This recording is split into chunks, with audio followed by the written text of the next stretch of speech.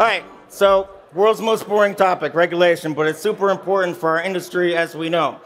Two of the most important factors in the past year have been probably regulation and macroeconomic factors. Two of the most important, right? And I think that regulation is continually coming to many of us as a surprise. Just empirically, by observation, I see that we're constantly caught off guard. And so I wanted to talk a little bit today about my framework for trying to understand regulation and maybe make a little bit more sense of it, because it is super important to our industry.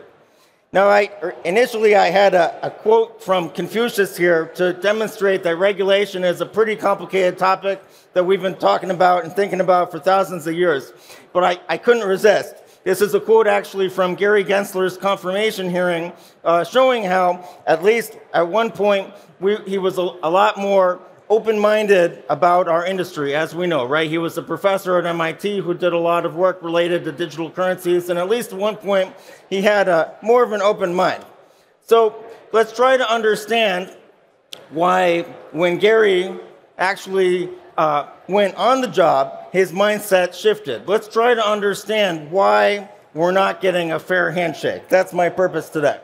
Okay, so first of all, I think it's important to understand the challenge that regulators face. So I just wanted to mention that we should all have a very clear understanding that disruptive innovation, such as what we have in crypto, is fundamentally outside the existing regulatory frameworks.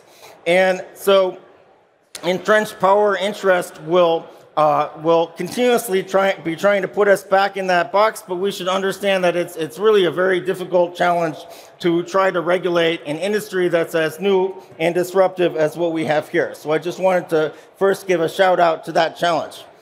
And again, I feel like we're continuously being surprised. So why is that? Why are we being surprised to see that China is kicking out Bitcoin miners, or that the SEC is going after Coinbase, things like that? Why would the government go to such great lengths to basically attack a listed company that's a billion-dollar company that has actually gone way out of its way to be compliant? And my purpose is to try to better understand that today. So here's my framework. There's a concept which they teach in business school, which is an enormous waste of time. Don't go to business school. But if you do, or if you did, there's a concept called the Innovators Dilemma. And it's a framework to try to help us understand companies and their reaction to disruptive innovation. So for example, why did Netflix beat out Blockbuster?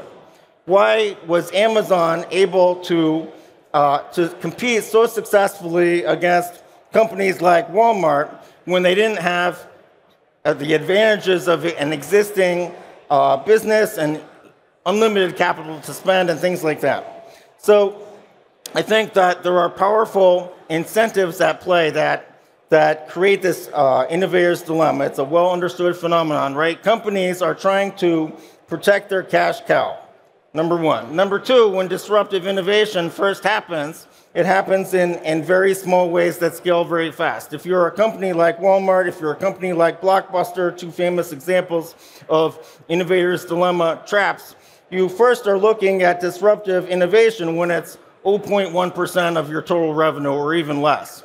And it's almost not even worth your time, but you also see it as threatening. It's something that's looking to eat your lunch. And so you get trapped. You get trapped into trying to protect your existing business. You have a powerful incentive to push back against this technology, this innovation. And that's why you constantly see big incumbent companies that lose out to people that are hungrier and don't have much to lose. My suggestion is that what we're seeing in terms of regulation is actually the innovator's dilemma played out on a nation-state scale. And I think that's the best way to understand the regulatory developments that we are seeing. So, innovator's dilemma that we talked about, right?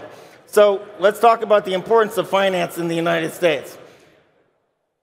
500,000 people probably represents more more just, the Wall Street population of people that work in finance is hundreds of thousands of people. If you expand that to people working in finance that are not on Wall Street, finance or adjacent verticals, you quickly get into the millions of people.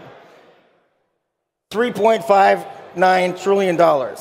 So if you want to understand why the United States is not friendly to us, why we're constantly feeling like we don't get a fair handshake, I think the short and simple way to do that is to look at that number. That's what's at stake. Why would they give us a fair handshake? We shouldn't view it through the prism of fairness. We should view it through the prism of what's at stake. $3.59 trillion. I think it's actually higher now. I think we're in the 9s for % of GDP. And so the United States is the incumbent. They are the Walmart. They are the Blockbuster, and we are looking to be Amazon or Netflix. And I think you have to constantly be evaluating different jurisdictions, and you can say at the one extreme is the United States.